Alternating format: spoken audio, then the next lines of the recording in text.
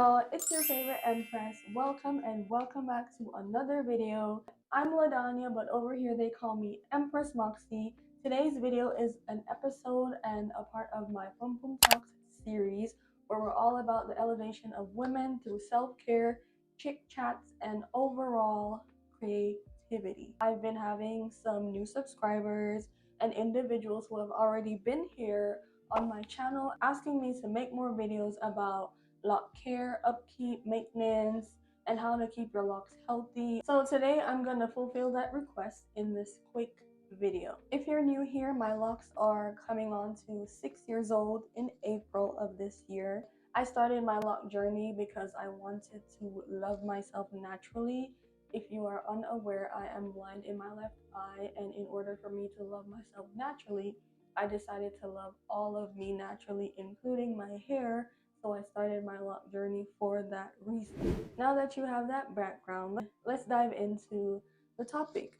The way that I'm gonna organize this is talking about lock care by, what are these? I gotta fix my edges, hold on. I'm gonna be talking about lock care by the weeks after you're freshly retightened it, okay? And I'm doing it this way because first I'm going to show you the different types of retightening method. So the retightening method that I use specifically for my locks, which are braid locks, not sister locks, they're confused as such, but they are braid locks. And the way that I tighten my braid locks is with the interlocking method. I use a lock needle. Let me show you the lock needle. Is this tool right here. I don't like the crochet needle. It kind of like tugs at my hair and I don't like it. It's uncomfortable. So I use the lock needle, which is more seamless. It's kind of like sewing. I'm going to insert a video to show you how the interlocking method is done. Basically, you're creating a cross. It's a lock. You push it through the hole. The good thing about this needle is that when you put your lock in there, you push it all the way to the end to where it gets really small, and that will hold the lock in place to go 4 ways. You never go into the same hole twice, okay? I go from the front to the back. It's like you're sewing, really, and you pull it through. The second rotation is to go from up. From the other side to the front and pull it through. Continue creating the cross until it feels tight enough or it looks as neat as you would like it during that retightening process. The interlocking method is usually popular with locks that are started with what you call plaits or braids.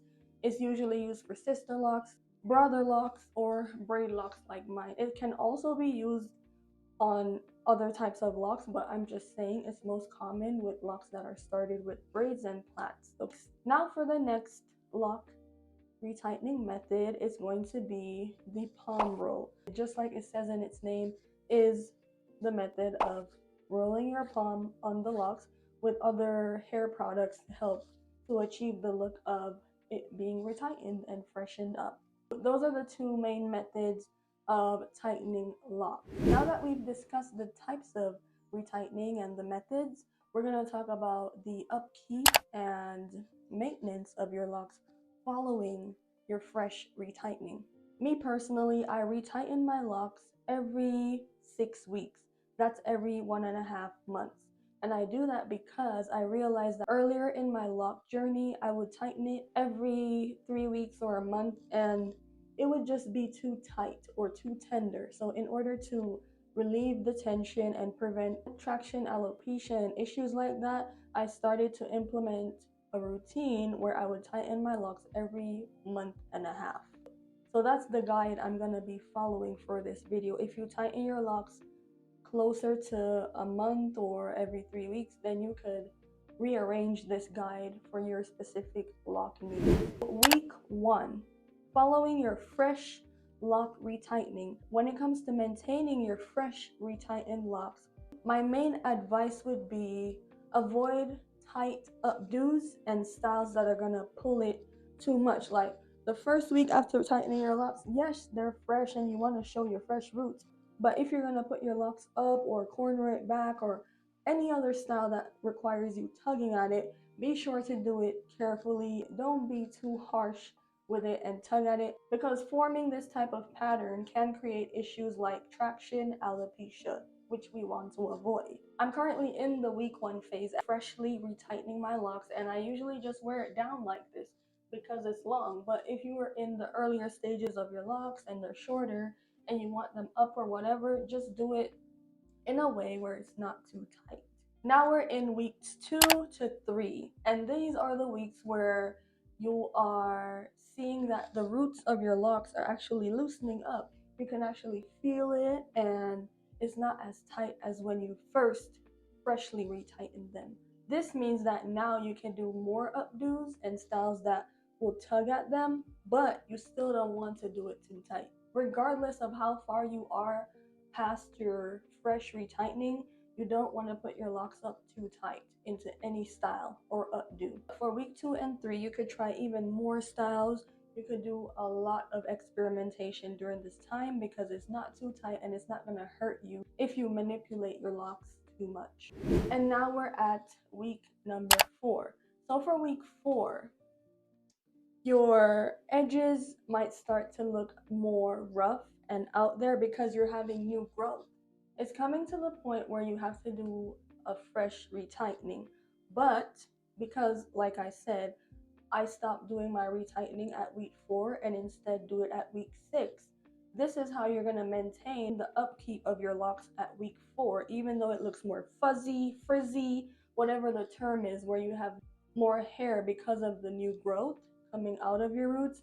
What you're going to do is implement styles where you're going to be using more gel to keep it neat at the edges, and you're also going to implement doing more styles where you might wear headbands, scarves, and things just in the layer where you know you can see your roots showing. As we're easing into weeks 5 and 6, close to our retightening time, what I usually do is experiment even more. I could even stretch it a little into this timeline and say weeks 4 to 6. I do more styles in my locks using accessories. So I may curl my hair using flexi rods, perm rods, any type of material or product that could help to curl the end of my locks is something I'm going to be experimenting with during this time, because when your locks are having new growth and they're fuzzy at the root, it's good to just style it and curl it because it's going to distract from that, but the natural look is going to add to the curls that you're putting in. Since we're on week 4, weeks 3 or 4 is usually where I wash my locks, because washing your locks too often actually strips your hair of the natural oils. Remember that your locks are a permanent protective style, and because they're permanently in place, it's important to maintain moisture and hydration, and you don't want to wash it too much and strip your hair of the natural oils that are within the locks. So that's why I wash my hair either at week 3 or week 4, and that's why it may be more fuzzy by the time we get to week 6. It's also great to do your curls during this time, because if you did it when your locks were more fresh, it would cause more tension because of all the tugging you would have been doing earlier on after tightening your locks. So it's good to practice doing curly styles and things like that during this point of your lock phase past retightening. Because this is the phase where you accessorize and experiment, I would also say you could use a lot more scarves. You could tie it up and put it up in one of those bantu styles. Make it creative, make it cute. Just try a new style. You don't always have to rely on your locks looking neat or a certain way. Get away from that Eurocentric ideology. It's not healthy for us because, number one, it can damage our hair and our scalp. So scarves, hats, pins, whatever it is, put them all out there, accessorize, and have fun from weeks 4 to 6. We've talked about all of the phases and some maintenance routines, like how to wash in which phase and which stage.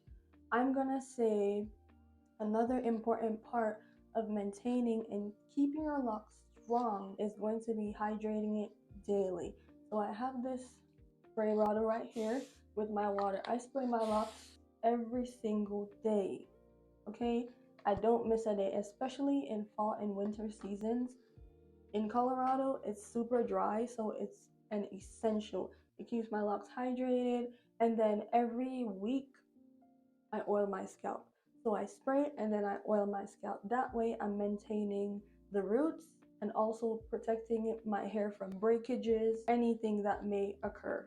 If you want to learn about the phases of your locks from when you start your lock journey and what to expect, what to look forward to, and how to deal with those phases, you can do so by watching this video right here. And if you want to learn about how to be versatile with your locks, you could do so by watching this video right here. And that brings me to the end of this lock guide, all about retwists and keeping your locks healthy.